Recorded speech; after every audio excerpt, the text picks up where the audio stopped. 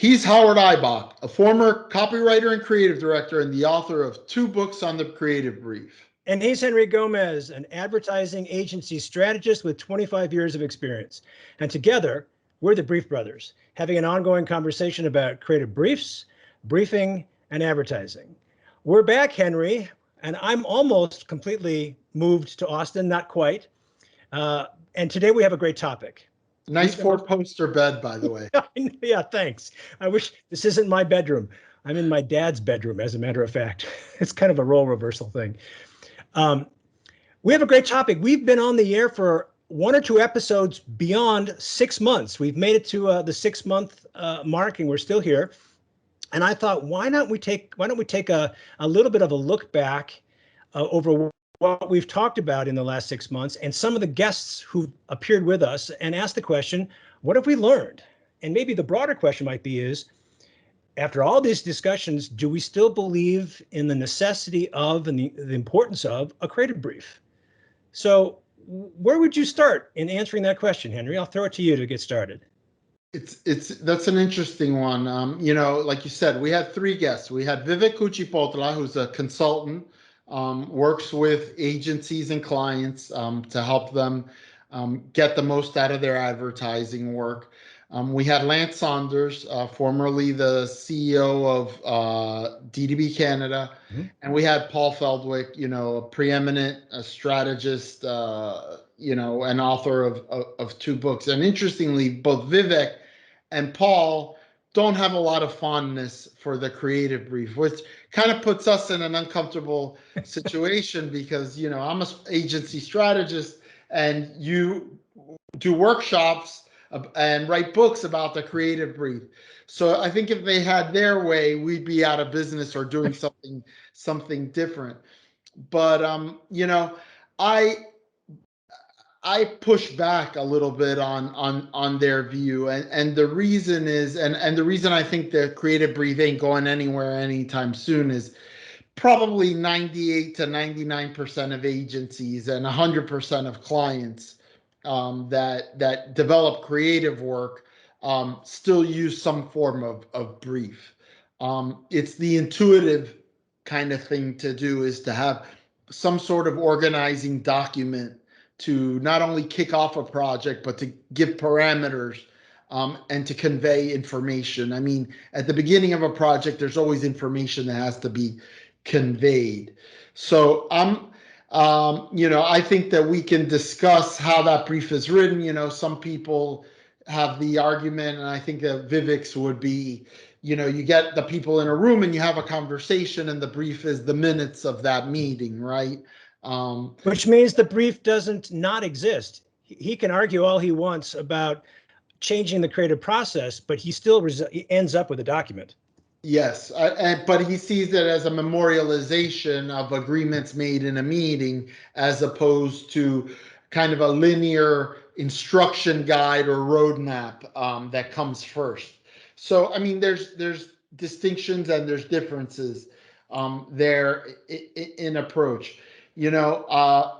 I believe that, in fact, that there's still an important role to play in a modern day agency for a creative brief. Our creatives work on multiple accounts. They're not necessarily steeped in the knowledge of the one particular industry that they might be working on at the moment. People are people, right, with different strengths and weaknesses. Some creatives have their finger on the pulse of consumers and pop culture, and some are more artistic and introverted. So a brief writer has to kind of straddle that creative world that they live in and the business world of the client, and make heads or tails of it, and be able to talk in those terms. So because of that, I'm not surprised that the creative brief came into being. Paul Feldwick said, for decades, we've been making advertising in this industry, and we didn't have what we commonly call a creative brief. And I said, yeah, but there was always this information was conveyed somewhat. We might have been a memo or a letter, there was a meeting, as we just talked about. the information has to be conveyed. I think what we did was more of a standardization that happened during the 60s, 70s, with the advent of account planning and specialization. But I think there's always been some form of briefing. I agree. I think my take is, uh, having spent more than a quarter of a century in the agency world and then a couple of years on the client side near the end of my career as a creative copywriter, then a creative director, and then I transitioned into teaching. I allow myself the option or the ability to stand back a little bit. So when I wrote my book on the single-minded proposition, even after having read Paul Feldwick's book, The Anatomy of Humbug, where he argues essentially against the single-minded proposition, I thought it important to include a chapter on him and his thinking in my book that advocates for the single-minded proposition, because I think everybody should have the benefit of seeing at least two points of view. So one of the things I would say that I take away or come away after having these great conversations with you and these guests in the last 6 months is that I think I'm a little more flexible in even how I would define what is a creative brief.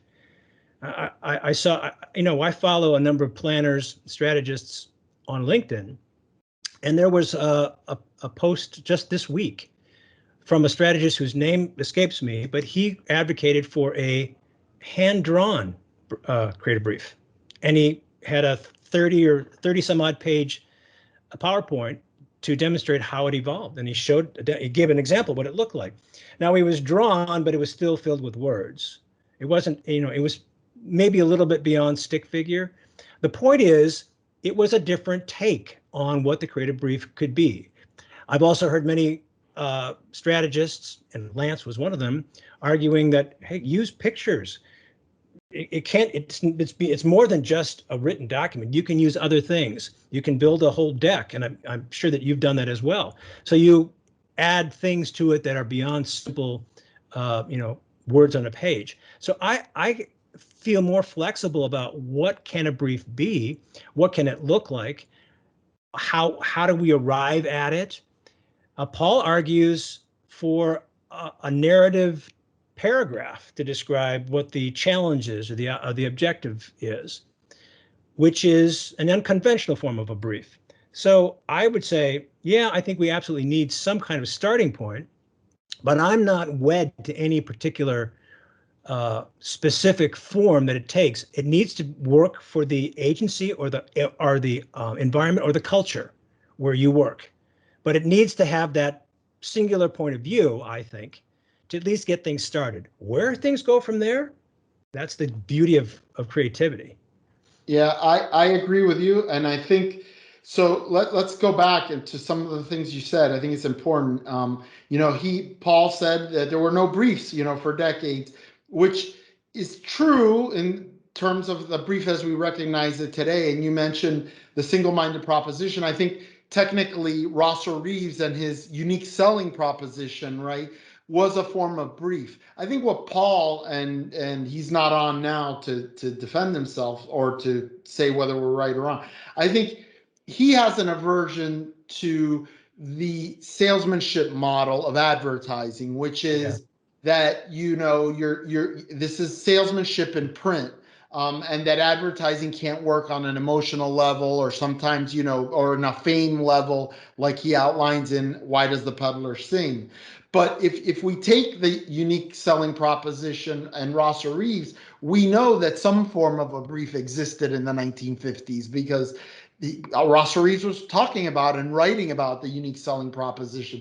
So if you commit a unique selling proposition to paper and you give that to creatives, that's a brief, right, in some form. Now, the other thing I want to address is your comment about novel or different forms of briefs, and I'm all for that, and I agree with you on that.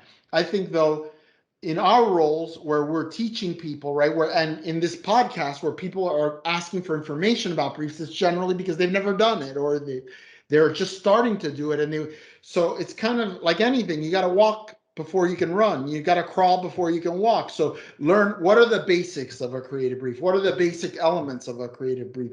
Then when you've mastered that and you find that there's something that you feel is more inspirational or better or works better with your creatives and your organization, by all means, have at it. There's more ways to skin this cat than we can imagine, right? So Right. I would say for us and our audience, that tends to be people that want to learn about briefs because they're at a beginning stage, that get to know the basic components of a brief. And I would expand on that and say it's also mid-level or even senior level marketers, because as you know, I deal mostly with clients who are looking for insights into getting better. They think they have some fundamental skills. They think they're pretty good. And when I see examples of what they've done, they are. But they want to know, what can I do to get an edge? What else can I do to really connect with the creatives? So that's part of this conversation.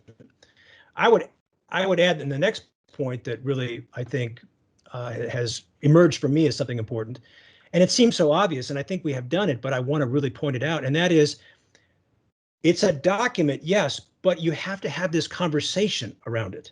It requires a debate, a conversation, a discussion, back and forth, disagreement, because there are many perspectives. And when I have workshop participants work in small groups, I always insist on having creatives and marketers. And what I hear consistently is that creative said something that I never would have thought of, or even a creative saying that marketer said something that I never would have thought of. So that mixture of roles and responsibilities opens up people's eyes. Diversity always brings out more better thinking. So the conversation around this document is vital and is important. And you as a planner do that in an entirely different way than marketers do it, but it's still important. So that's something I throw out. I agree. You know, it's not just, that's why we open this show all the time saying we're having a discussion about briefing and advertising, right? Right. The briefing part of it is as important as the brief. But I think where the brief comes in is that preparation, because usually the brief writer is the person who's going to be, I think I used the word tour guide, right? Who's going to be the one who is leading this conversation, or at least keeping it on track. Um, Right. and so writing a good brief is part of having a good briefing. Absolutely. And I was really happy when Lance Saunders, when he was our guest, brought that up and said we really need to have a conversation about the importance of briefing, because once you've got the document, you're basically maybe halfway there. The other half of the conversation is, okay, now what are we going to do with this document? And I love the fact that he said, and I might be paraphrasing him, but he said something to the effect that that meeting really should be the most popular meeting of all. Everybody should want to attend that meeting, because that's when they hear insights about the brand, or insights about this product, or an insight about the market situation that nobody knew about, and they want to learn. He did say that, but I think what he meant, and we could go back and check, was that we were talking about staging the briefing and making it exciting, and bringing the product and bringing it to life. And he says it should be the most popular meeting because they don't know what they're going to get and expect. Right. And in terms of making it entertaining, which I guess is a point in favor of Paul Feldwick and the entertainment model, right? Like That's fine. if, That's if fine. if our audience is creatives and what we want them to buy is our strategy, then entertain them and they're much more likely to absorb that. So maybe I'll try singing at my next, just like the Well, I just wrote a blog post on that very subject. I said it should be standing room only. If you're meeting for a creative briefing, and this doesn't, I don't mean for a one-off, I mean for a major campaign, yeah. seasonal thing, maybe it's an introduction or a reintroduction, a major campaign. That should be standing room only. Everybody will want to attend. And it's for that, and I said, it reflects the status of your brand. If you can't get people to attend a briefing for a major campaign, maybe that's saying something about the status of your brand, how people love your brand. I've talked about this in the past. When I ask participants in my workshop, do you think you work for a boring brand? And I'm surprised that 25, sometimes 30% of people raise their hand. And that's kind of scary. As a creative, I'm going to say, give me the project where people perceive the brand to be boring. And if you allow me to, I'll make it sexy. I'll make it fun. I'll make it exciting. I want that perception so that I can go out there and change it.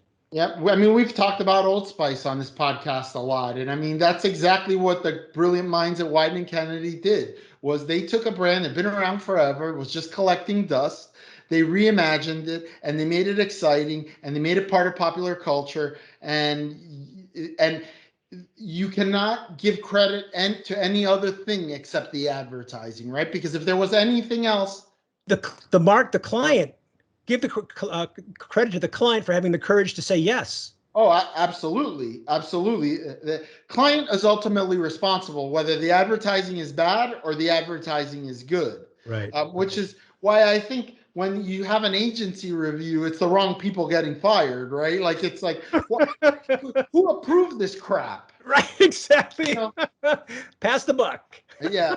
So, but yeah, but certainly they knew that they needed to seek outside counsel, which they did, and then they were brave enough to accept that outside counsel and Right. come up with something new. So, And I'll add a third thing to our conversation, and that is, I think after 6 months of this discussion and 12, 13, 14 years of doing the workshop, I would say that what we all agree on, what I've heard from our guests and in our conversation, is that the reason we're having these conversations regularly is that we're still struggling to get it right. We want to get it right. We want to have something that we can hand off or work with the creatives on so that we get better work. And well, that's a testament to our profession. in that sense, maybe not you and me, Howard, but in our fields, there's job security uh, on the aggregate because there's always going to be turnover, right? There's always going to be, we're always reinventing the wheel. That's just human nature, unfortunately. It's sad, and I think that in marketing, it's really sad because we have giants whose shoulders we can stand upon, Yep. but often we're too ignorant, or you know, the nature of bureaucratic institutions is to promote people into marketing roles that have no background in marketing and things like that. So it's a challenge, but I don't think brief writers are going anywhere anytime No, soon. no. All right, Henry, good stuff. Good stuff, Howard. And we'll talk again.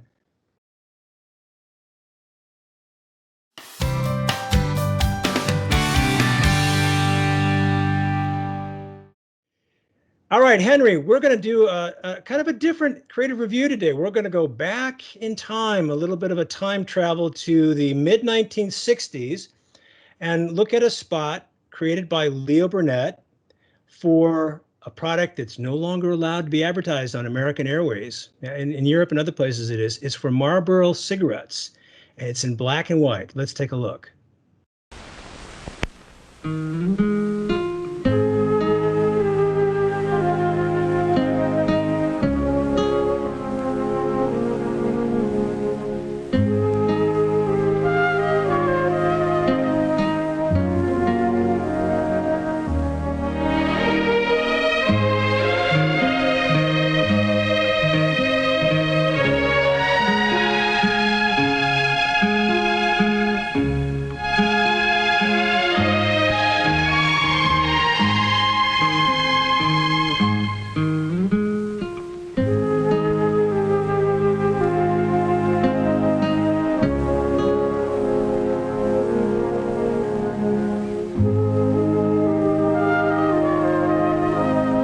Come to where the flavor is. Come to Marlboro country.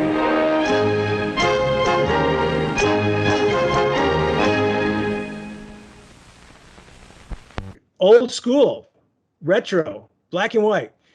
What's your take? In light of, let's set this up a little bit. In light of the conversation we had today, looking back over 6 months of conversations and talking about what our guests had to say, and we simply addressing the general question of, is the brief still necessary, or what parts of the brief are necessary?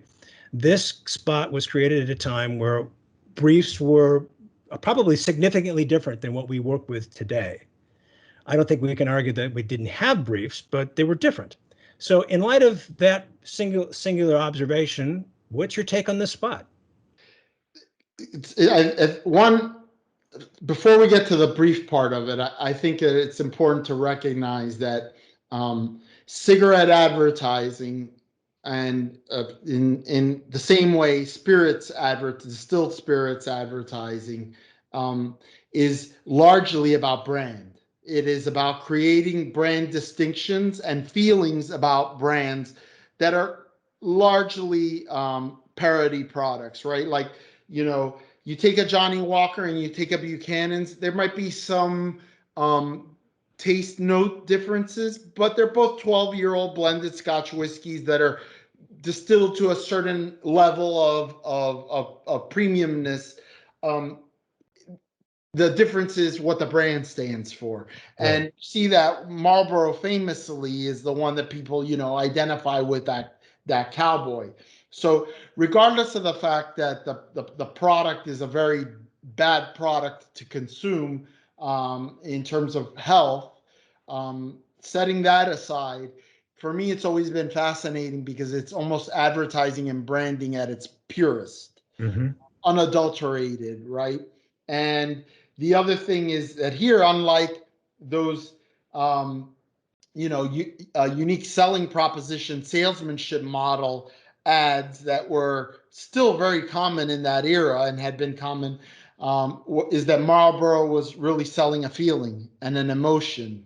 Right. The interesting thing is that, and now getting to the brief part of it, Marlboro had been introduced as a women's cigarette, and then cigarettes began introducing filters, uh, and mainly in women's cigarettes, but people started gravitating toward filters because they thought that somehow that would filter out the impurities that might be, as they started to be suspicious that, hey, breathing all this smoke in can't possibly be good for you, right? Like, it's not good at a coal-fired factory. Why would it be good for you, on the tip of your mouth? Smoke. So they decided that they wanted to make Marlboro a man's cigarette. And I would argue that there was a brief for this commercial. And that brief begins with a memo that Leo Burnett wrote to the client, more than a decade before, giving his thinking about what they needed to do to reposition Marlboro, and describing in his mind what this idea of a campaign with. By the way, the original Marlboro Man wasn't just a cowboy. They had a line. There was a sailor. And ultimately the most successful one was the cowboy, and that's what they settled on, and that's what became iconic. But by 1966, that campaign had been running for over a decade. So I would say the brief was the existing work, right? When you have a successful campaign, and it began with this memo from Leo Burnett, and you know what the brand about, then it's just about finding different expressions of that campaign. And at its core, a brief is about getting everybody on the same page, right? Getting everybody on the same page. And if you're all working on a brand that's in the popular culture that everybody knows, like the most interesting man in the world, you and I could write scripts for the most interesting man in the world because we know what the campaign is. We're all on the same page about what the campaign is. And I think that that's the clarity that a brief gives. And despite the fact that this happened before account planning and all that, there was some sort of brief there. Well, I agree. And it would certainly be interesting if we could go back in history while they were making it to see what was it that they used. Was it a document? I'm guessing it probably was some kind of document. What did it look like? If we could lay down a classic template from a creative brief that we have today, say from Shia Day or even from Leo Burnett today, and look at it compared to what they were working with in the 40s and the 50s, in the 60s, I think that'd be a fascinating exercise. I don't know if we could do that. So I agree. I do think that I've seen and I've read that memo from Leo Burnett. And I have too. I know what you're talking about. I'm going to try to dig it up, and if we find it, we'll put a link down in the description box below so people can read it. And it also serves as a window into the mind of one of the geniuses of our industry. I mean, undoubtedly, the man and his agency created not just the Marlboro Man, but almost Tony and the Tigers, some of the most fascinating brands on the planet, and mostly around icons that are emotional icons. Right. In fact, I just posted a video that a colleague sent to me of Leo Burnett explaining when he wanted his name taken off the door, Famous which is speech a he gave. classic speech, right? So yeah, if we could go back in time and be in that room, be the fly on the wall and listen to them talk about how we would arrive at this, I think it would be a fascinating exercise. Unfortunately, there are probably very few people still alive today who could share it with us. But that's part of the history of our business that we've lost. And I think we've had this discussion before about the lack of training in our world. And history is part of that training to understand how brands evolved. And this, to me, this is a classic, one of the classic iconic brands of all time. And I agree with you 100%. This is an example of how to evoke that emotional connection. And I'm willing to bet you that they are doing this on a gut level. I don't know if there were psychological studies to point to say, if you don't feel something strongly, your people aren't going to buy the product. This is something that we knew. We just knew intuitively. I mean, I could be wrong. There are probably studies, but I think it was a different time, completely different time. Related to this topic, and it's something just you triggered a memory in my mind. Google, actually, of all people, did a project. I want to say it was about 10 years ago, maybe a little more. It was called Project Rebrief. And what they did was they brought out of retirement um, old creatives that had worked on some of the most iconic advertising campaigns of all time. And specifically, the ones I remember, there was one for Volvo, but there was one for Avis. They brought a creative that worked on the "We're number two, we try harder" campaign. Oh, wow. And they Wow. brought a creative that worked on the Coca-Cola Hilltop idea, and they worked on Coca-Cola at the time. And they brought them back to see how they could contribute to a brainstorming in the then current time and come up with ideas for the modern day based on that. And it was fascinating. So I believe the film is probably still on YouTube somewhere. That kind of takes you. It's very moving for one, but it's very insightful, and I think it really gives you an insight into how creativity was developed at that time. So we'll also find that link and we'll put it down there below, so you can, dear viewers, you can click on it and be as entertained and moved as I was. Yeah, I'd like to see it. I don't think I've seen that. I have the Leo Burnett memo myself, but I downloaded it, so I'm not sure I know exactly where I found it. But we'll find it. We'll see if we can track it down. All right, Henry, good stuff. Good stuff, Howard. He's Henry Gomez. And he's Howard Eibach, and together we're the Brief Brothers. Till next time. Bye bye. Bye-bye.